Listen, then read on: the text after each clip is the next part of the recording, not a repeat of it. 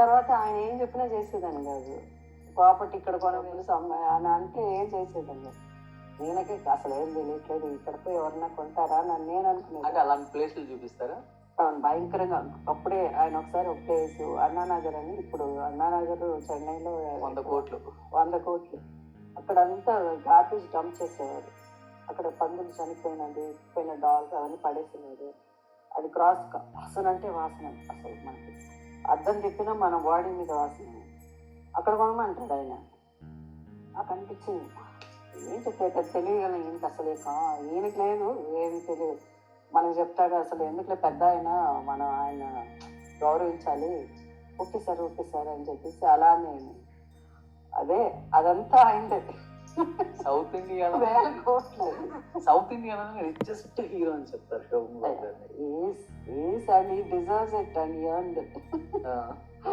అది అలా ఉంటుంది. అంటే ఆయనకు తెలియదు అట్లా లేదని నేను అనుకునేదాన్ని అనమాట. ఇంకా ఆలోచించండి ఎలా ఉంటుంది.